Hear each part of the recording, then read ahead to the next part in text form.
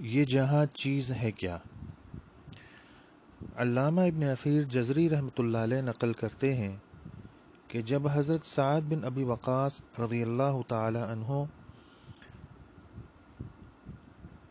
ایرانی آتش پرستوں سے جہاد کرنے کے لیے قادسیہ پہنچے تو انہوں نے اپنے لشکر کے ایک افسر عاصم بن عمر رحمۃ اللہ علیہ کو کسی کام سے میان کے مقام پر بھیجا۔ یہ دشمن کے ملک میں ایک چھوٹی سی جگہ تھی۔ حضرت عاصم رحمۃ اللہ علیہ یہاں پہنچے تو رسد کا سارا ذخیرہ ختم ہو گیا اور ساتھیوں کے پاس کھانے کو کچھ نہ رہا۔ انہوں نے آس پاس تلاش شروع کی کہ شاید کوئی گائے بکری مل جائے، مگر کافی جستجو کے باوجود کوئی جانور ہاتھ نہ آیا۔ اچانک انہیں بانس کے ایک چھپر کے پاس ایک شخص کھڑا نظر آیا۔ انہوں نے اس سے جا کر پوچھا کہ کیا یہاں آس پاس کوئی گائے بکری مل جائے گی؟ اس شخص نے کہا مجھے معلوم نہیں۔ حضرت عاصم رحمۃ اللہ علیہ ابھی واپس نہیں لوٹے تھے کہ چھپر کے اندر سے ایک آواز سنائی دی، یہ خدا کا دشمن جھوٹ بولتا ہے، ہم یہاں موجود ہیں۔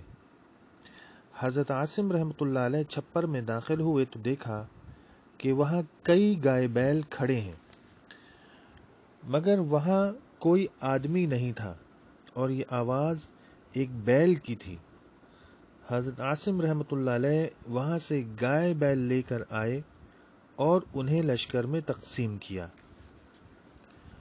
یہ واقعہ کسی نے حجاج بن یوسف کو سنایا تو اسے یقین نہ آیا۔